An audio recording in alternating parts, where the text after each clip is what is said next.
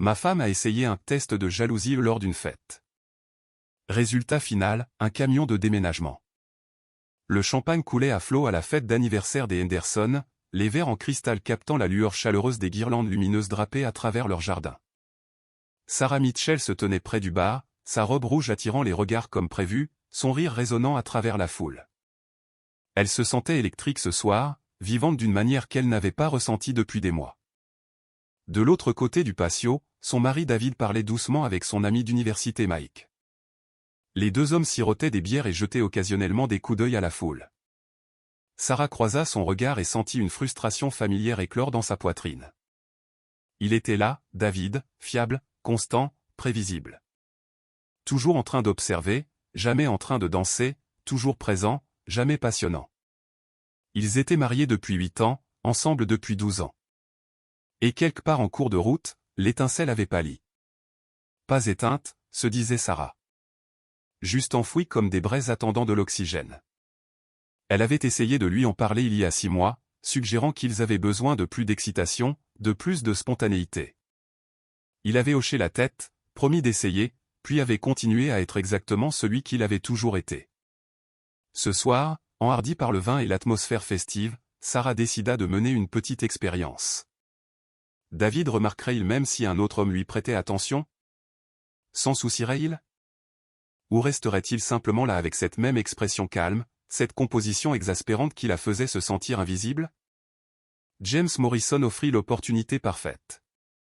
Il était l'un des voisins des Henderson, récemment divorcés, avec des tempes argentées et une aisance qui attirait les gens. Sarah avait déjà discuté avec lui lors de rassemblements de quartier, de petites conversations inoffensives, rien de plus. Mais ce soir, elle l'approcha avec un but. « James » a-t-elle appelé en touchant son bras.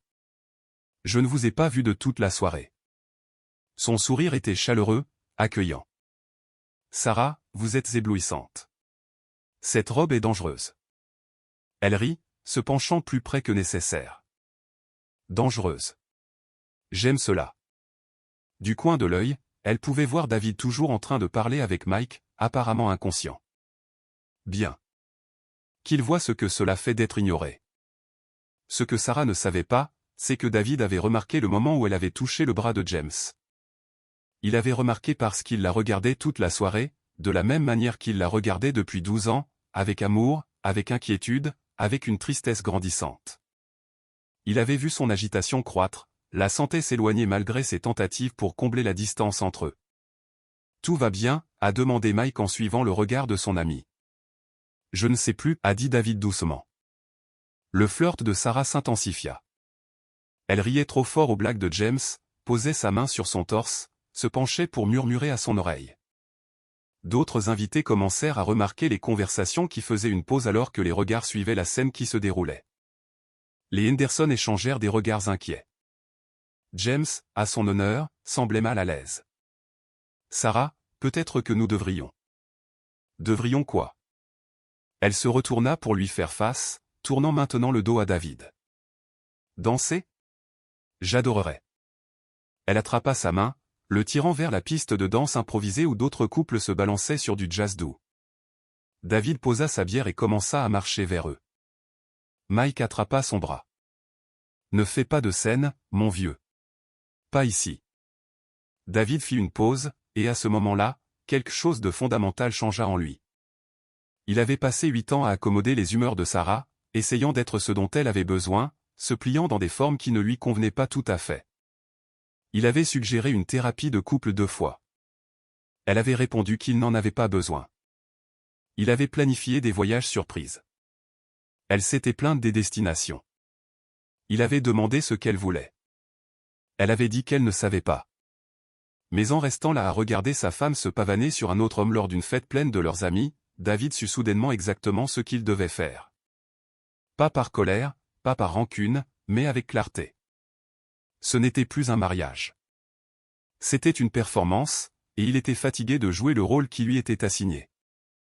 Il se tourna vers Mike. « Tu as raison. Pas de scène. » Sa voix était stable, presque calme. « Peux-tu me ramener à la maison ?» Mike étudia le visage de son ami et y vit quelque chose qui l'inquiéta plus que la colère ne l'aurait fait. La résignation.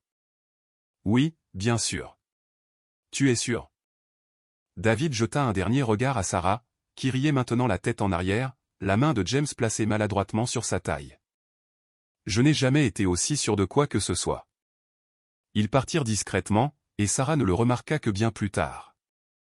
Sarah se réveilla avec la lumière du soleil filtrant à travers des rideaux inconnus et un mal de tête battant derrière ses yeux. Elle resta immobile un moment, reconstituant la nuit précédente à travers des fragments de mémoire brouillés par trop de champagne. La fête, les rires, James. Oh mon Dieu, James. Elle se redressa brusquement, regardant autour de la chambre d'amis des Henderson où elle avait apparemment passé la nuit. Sa robe rouge reposait sur une chaise, et elle portait un pyjama emprunté. Le dernier souvenir clair qu'elle avait été vers minuit, dansant, riant, puis le visage inquiet de Karen Henderson lui suggérant de dormir plutôt que de conduire pour rentrer. Où était David? Sarah trouva son téléphone sur la table de nuit. Aucun message, aucun appel manqué. C'était étrange. David prenait toujours de ses nouvelles. Elle ouvrit leur fil de discussion et vit son propre message de 1:47 du matin. Je reste chez les Henderson.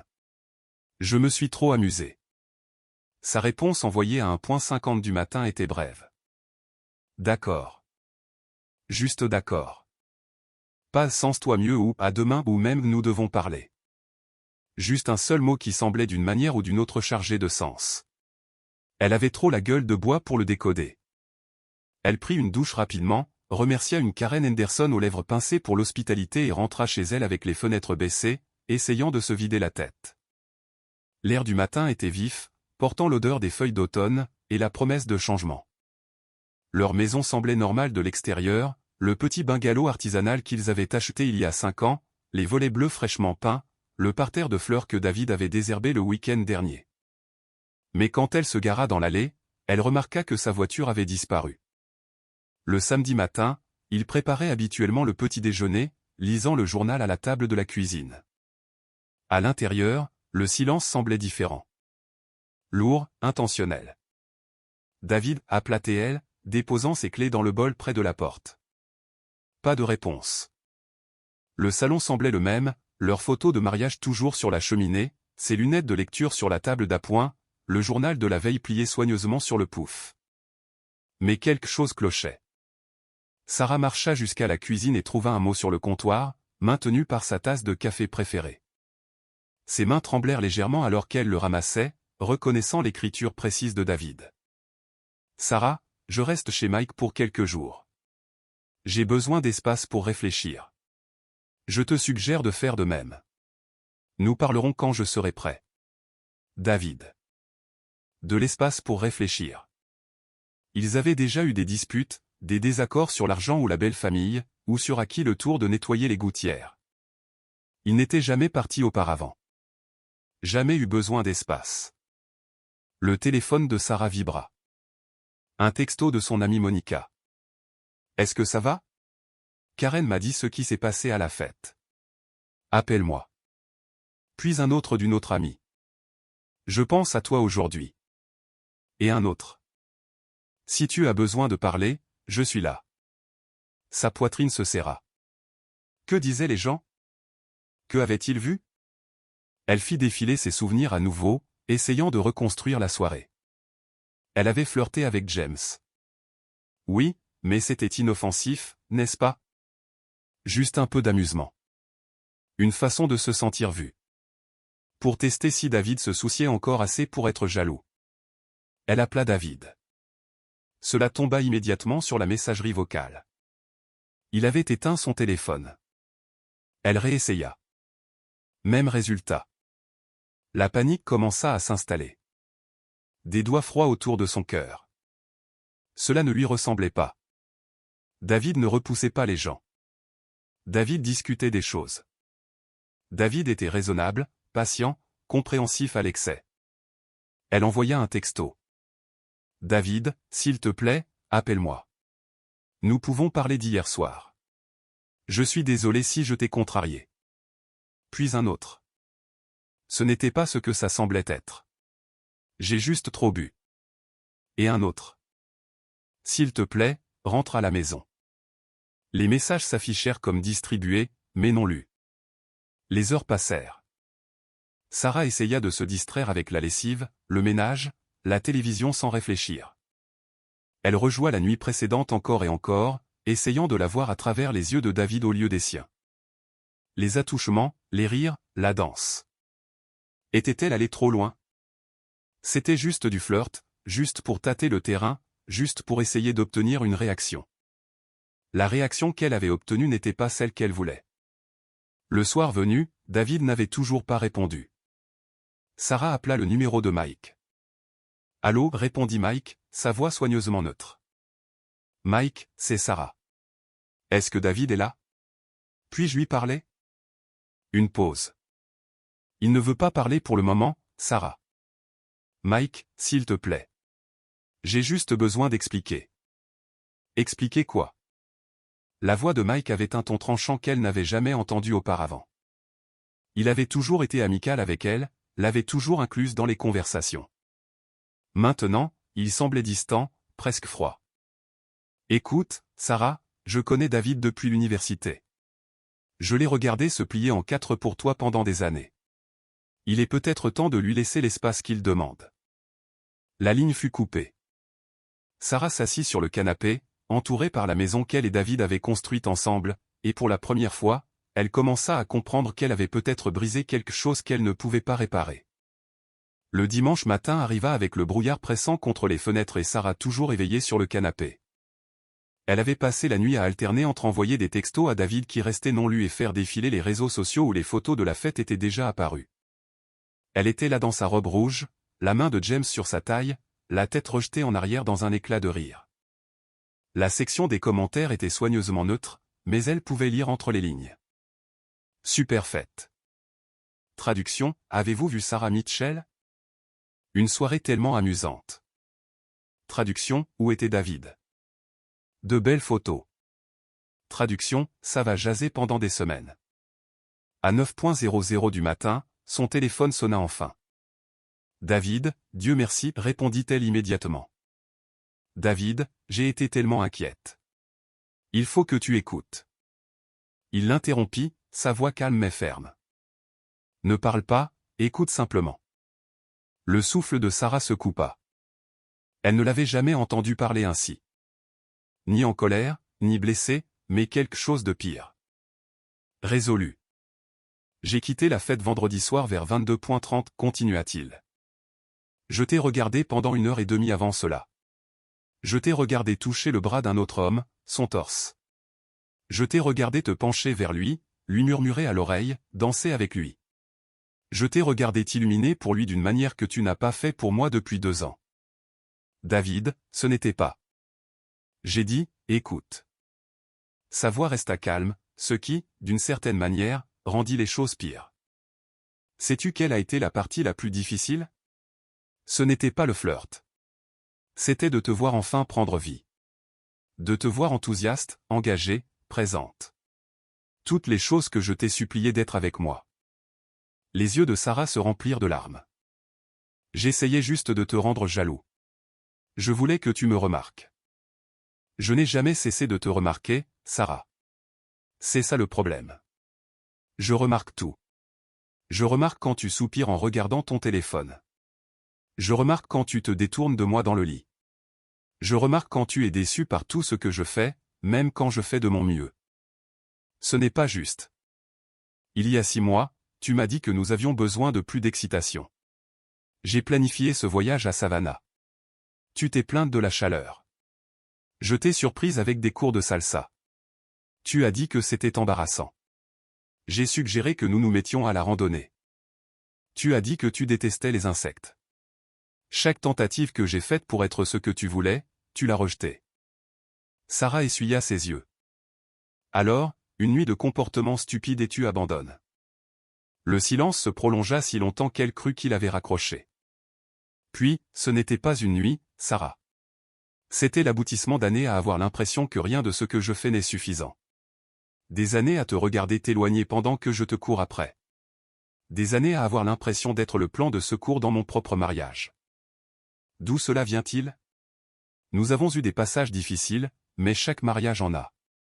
Te souviens-tu de notre anniversaire de mariage il y a 3 mois? Sarah devint silencieuse.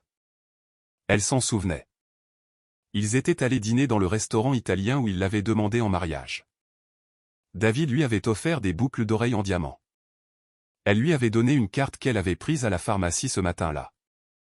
J'ai passé 2 mois à planifier cette soirée, dit doucement David.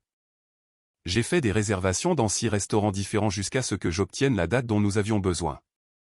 J'ai fait fabriquer les boucles d'oreilles sur mesure, ta pierre de naissance au centre, la mienne la flanquant. Je t'ai écrit une lettre sur toutes les raisons pour lesquelles je te choisis encore chaque jour. Sais-tu ce que tu as dit quand je te les ai données? La voix de Sarah n'était qu'un murmure. Quoi? Oh, elles sont jolies. Merci. Puis tu as passé la moitié du dîner à envoyer des textos à Monica au sujet de ses drames amoureux. Le souvenir lui revint avec une clarté écœurante. Elle avait pensé qu'il ne le remarquerait pas ou qu'il ne s'en soucierait pas, qu'après 8 ans, les grands gestes n'étaient plus nécessaires. Je suis désolée, dit-elle. Je ne m'en étais pas rendu compte. C'est exactement ça, Sarah. Tu ne t'en es pas rendu compte. Tu ne t'en es pas rendu compte depuis longtemps. Et vendredi soir, en te regardant enfin prêter attention à quelqu'un, juste pas à moi, j'ai réalisé quelque chose, moi aussi. J'ai réalisé que j'attendais que tu me choisisses vraiment, depuis des années, et tu ne l'as pas fait.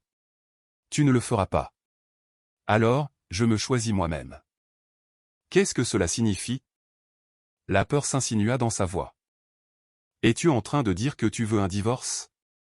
Je dis que j'en ai fini d'être le seul à me battre pour ce mariage. J'en ai fini de faire une performance pour quelqu'un qui ne regarde pas. J'en ai fini d'espérer que demain sera le jour où tu décideras que je suis suffisant. David, s'il te plaît, rentre à la maison. Nous pouvons parler de ça. Nous pouvons réparer ça. Pouvons-nous? Peux-tu honnêtement me dire que si je rentre à la maison, quoi que ce soit changera? Vas-tu soudainement apprécier les petites choses que je fais? Vas-tu arrêter de chercher quelque chose de plus excitant, de plus intéressant, de plus n'importe quoi que ce que nous avons? Sarah ouvrit la bouche puis la referma. Pouvait-elle promettre cela? Allait-elle vraiment changer ou allait-elle simplement promettre pour ensuite retomber dans les mêmes schémas une fois la crise passée? J'ai besoin de temps pour réfléchir, dit David.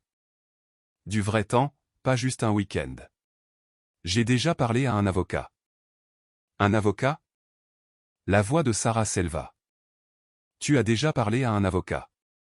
Juste une consultation pour comprendre mes options. Je n'ai encore rien déposé. Mais Sarah, tu dois comprendre que je suis sérieux. Ce n'est pas un stratagème pour attirer l'attention ou te rendre jalouse. C'est moi qui suis honnête sur où j'en suis. Je ne vais pas bien. Nous ne allons pas bien. Et je ne peux pas continuer à faire semblant que si. Que dois-je faire? Demanda Sarah, les larmes coulant librement maintenant. Dis-moi quoi faire. C'est bien ça le problème. Je ne peux plus te le dire. Tu dois découvrir ce que tu veux réellement. Pas ce qui sonne bien, pas ce que tu penses devoir vouloir, mais ce que tu veux vraiment. Parce que si ce n'est pas ce mariage, si ce n'est pas moi, alors nous méritons tous les deux de le savoir. C'est toi, dit-elle désespérément. Je nous veux. Vraiment? Ou veux-tu juste la sécurité d'avoir quelqu'un qui ne partira pas, peu importe comment tu le traites? La question resta en suspens, brutale dans son honnêteté. Sarah n'avait pas de réponse. Je te tiendrai au courant des prochaines étapes, dit David. Prends soin de toi, Sarah. Il raccrocha avant qu'elle ne puisse répondre. Le lundi matin, Sarah a appelé son travail pour dire qu'elle était malade. Elle s'est assise à la table de la cuisine avec un café froid, fixant son téléphone, attendant que David la rappelle. Il ne l'a pas fait. À midi, elle s'était mise dans un état d'indignation vertueuse. Comment osait-il menacer leur mariage pour une seule nuit? Comment osait-il contacter un avocat sans même essayer la thérapie de couple? Elle avait fait une erreur. Oui, mais les gens font des erreurs. On ne jette pas 8 ans pour une seule fête. Elle appela sa mère. Ma chérie, qu'est-ce qui ne va pas? La voix de Carole fut immédiatement inquiète. Tu as l'air d'aller très mal. Sarah expliqua tout. Eh bien, sa version de tout. La fête, le flirt inoffensif, la réaction excessive de David, son refus de rentrer à la maison ou de communiquer. Elle omit les parties sur les mois passés, l'anniversaire, la distance croissante qu'elle avait créée. Cela ne ressemble pas à David, dit prudemment sa mère. Il a toujours été tellement réfléchi. Exactement. C'est fou. Il est complètement irrationnel. Une pause. Sarah. Était-ce inoffensif? Quoi? Le flirt? Était-ce vraiment inoffensif? Parce que je me souviens que tu te plaignais de t'ennuyer. Je me souviens que tu disais avoir besoin d'excitation. Maman, de quel côté es-tu? Je suis du côté de l'honnêteté. Ma chérie, je t'aime, mais je me souviens aussi de la façon dont tu traitais parfois ton père avant sa mort. Toujours à vouloir qu'il soit différent, plus aventureux, moins prévisible. Puis, après son départ, tu as regretté de ne pas l'avoir apprécié davantage. Sarah eut l'impression d'avoir été giflée. Ce n'est pas la même chose, n'est-ce pas? Après avoir raccroché, Sarah essaya Monica, s'attendant à de la sympathie. Au lieu de cela, elle obtint une vérité inconfortable. Sarah, je t'aime, mais je dois être honnête, dit Monica. Nous avons tous remarqué comment tu parles de David. C'est toujours ce qu'il ne fait pas, ce qu'il pourrait faire mieux, jamais ce qu'il fait de bien. Ce n'est pas vrai. À quand remonte la dernière fois où tu as dit quelque chose de gentil à son sujet? À lui ou à nous?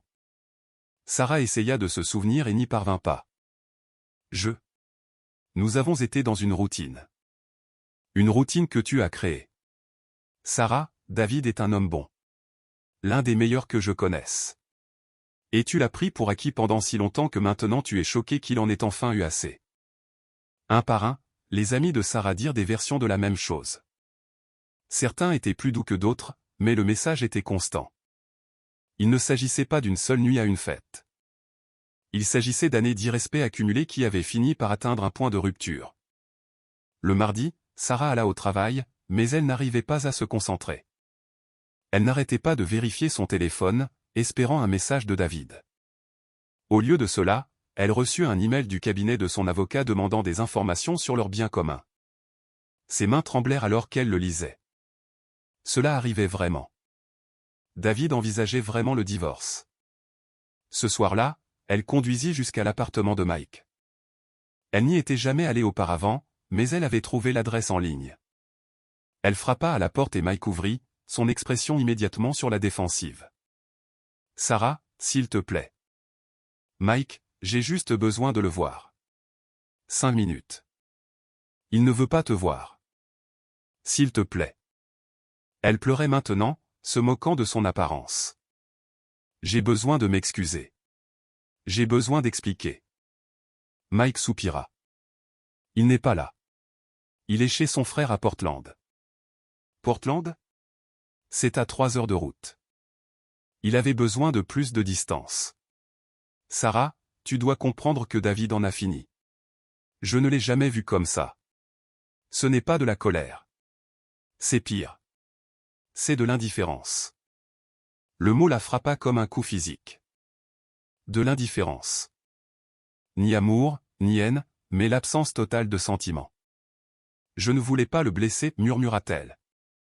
Mais tu l'as fait, à plusieurs reprises. Et maintenant, il se protège. Peux-tu vraiment le blâmer? Le mercredi soir, Sarah s'assit dans leur chambre, entourée par les preuves de leur vie commune. Des photos de leur lune de miel en Grèce, la courte pointe que sa grand-mère leur avait fabriquée. Ses romans sur la table de chevet, de multiples marque-pages indiquant qu'il en lisait 3 à la fois, comme toujours. Elle ouvrit le tiroir de sa table de nuit, ne cherchant rien en particulier, et trouva un journal intime qu'elle n'avait jamais vu auparavant.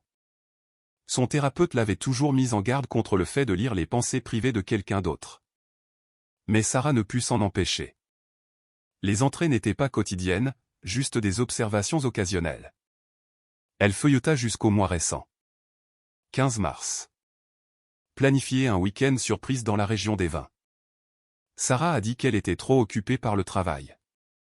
J'ai découvert plus tard qu'elle était allée faire du shopping avec Monica ce samedi-là. Je ne sais pas ce qui fait le plus mal, qu'on me mente ou d'être moins important qu'une virée au centre commercial. 2 mai. Planification de l'anniversaire battant son plein. J'ai trouvé le cadeau parfait. J'espère qu'elle l'aimera. J'espère qu'elle le remarquera. 30 mai. Elle n'a rien remarqué. Ou bien elle l'a fait et s'en fichait. Je ne sais pas ce qui est pire. 10 août. Suggérer une thérapie de couple à nouveau. Elle a ri et a dit, nous n'avons pas de vrai problème. Peut-être qu'elle a raison. Peut-être que je suis le problème. À vouloir plus que ce qu'elle peut donner. 20 octobre. Je l'ai regardé faire défiler les profils d'applications de rencontres sur le téléphone de Monica. Elle aidait Monica à choisir, mais elle s'attardait sur certains profils. Des hommes aventureux, des vies passionnantes, tout ce que je ne suis pas.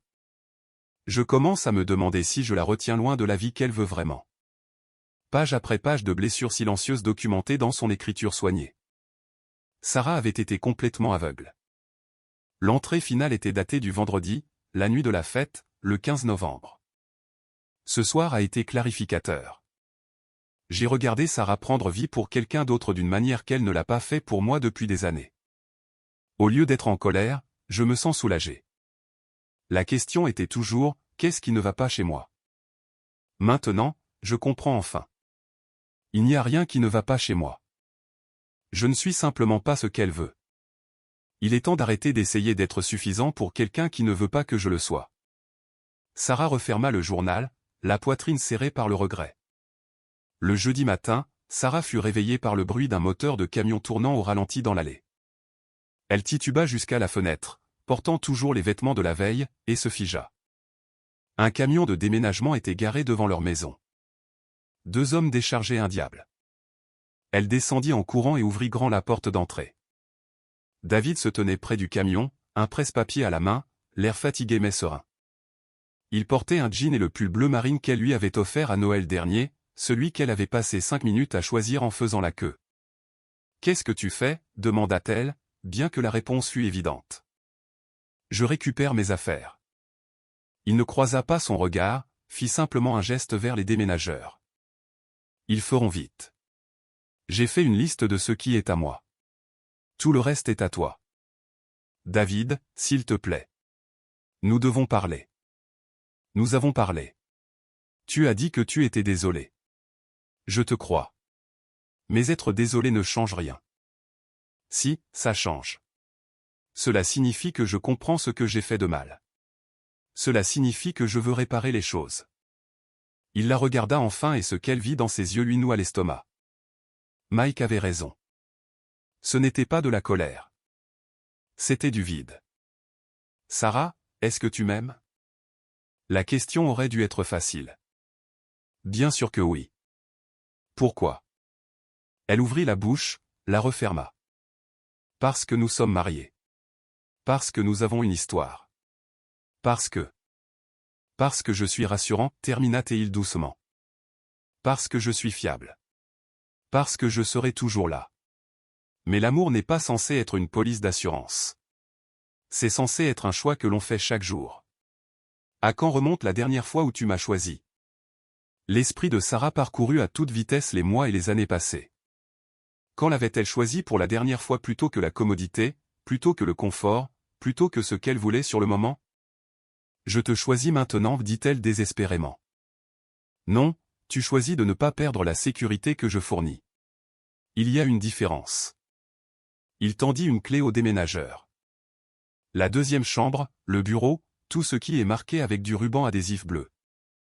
David, j'ai lu ton journal intime. Il se raidit. Quoi? Je suis désolé. Je n'aurais pas dû, mais j'avais besoin de comprendre toutes ces entrées sur la façon dont je t'ai fait te sentir. Je ne savais pas. Je jure que je ne savais pas. C'est ça le problème, Sarah. Tu ne savais pas parce que tu ne demandais pas. Tu n'as pas remarqué parce que tu ne regardais pas. Et je suis fatigué d'être invisible pour la personne qui est censée me voir le plus clairement. Un déménageur descendit avec un carton marqué pour les livres. Puis un autre avec des vêtements. Sarah regarda son mariage être emballé carton par carton. Je vais changer, dit-elle. Je le pense vraiment cette fois. J'irai en thérapie. Je serai meilleure.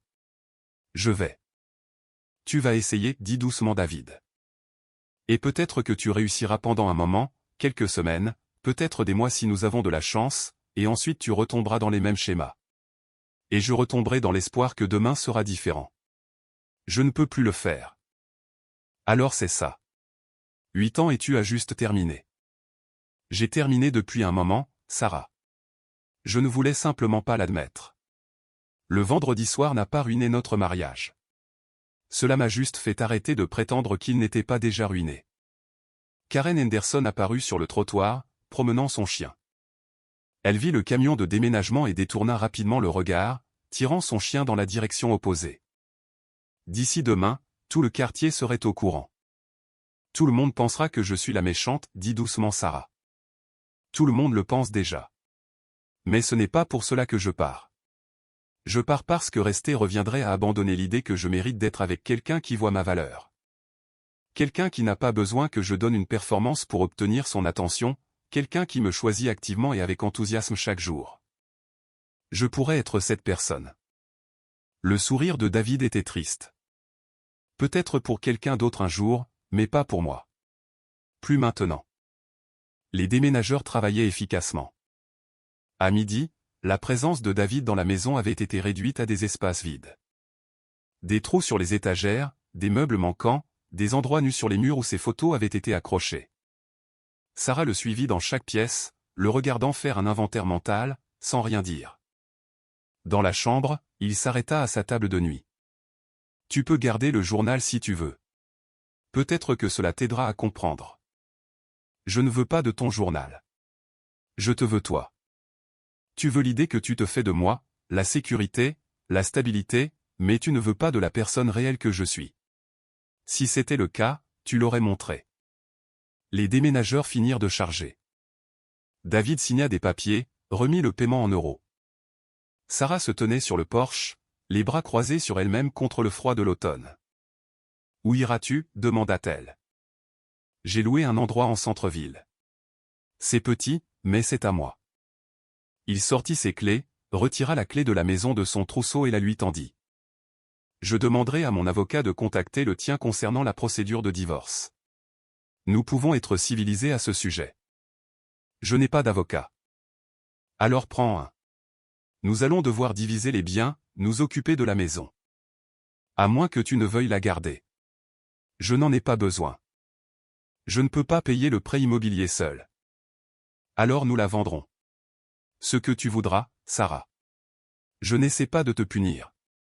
J'ai juste besoin d'avancer. » Il monta dans son camion. À travers la vitre, Sarah pouvait voir des cartons empilés sur le siège arrière, sa vie condensée en carton et en ruban adhésif. David appela TL. Il baissa la vitre. « Ouais. M'as-tu vraiment aimé un jour ou étais-je juste pratique ? » Il y réfléchit un long moment. « Je t'ai aimé plus que je n'ai aimé personne. C'est pour cela que ça fait si mal. C'est pour cela que je dois partir, parce que t'aimais tuer la personne que j'étais morceau par morceau et j'ai fini par réaliser que ce n'est pas de l'amour du tout. C'est du martyr, et j'ai fini d'être un martyr. » Le camion s'éloigna, tourna au coin de la rue et disparut de la vue. Sarah resta sur le porche jusqu'à ce que le froid la pousse à l'intérieur.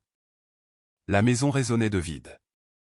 Pas seulement l'absence de David, mais l'absence de ce qu'ils avaient été autrefois ou de ce qu'elle pensait qu'ils étaient. Son téléphone vibra. Monica. J'ai entendu parler du camion de déménagement. Tu veux que je passe ? Sarah répondit. Non, j'ai besoin de rester seule avec ça. Elle traversa les pièces creuses, les voyant clairement pour la première fois depuis des années. Voici le canapé où David lui faisait la lecture le dimanche matin. Voici la table de la cuisine où il lui avait servi le petit déjeuner au lit quand elle était malade, le portant avec soin dans les escaliers. C'était la fenêtre où il s'était tenu à guetter sa voiture chaque soir, l'accueillant toujours avec un sourire, peu importe son retard. Tous ces petits moments d'amour qu'elle avait rejetés comme étant de la routine. Tous ces efforts qu'elle avait minimisés comme étant des obligations.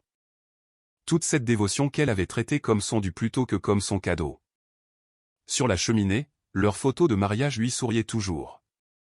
Deux personnes qui avaient promis pour toujours, ne sachant pas que pour toujours nécessitait plus que des promesses.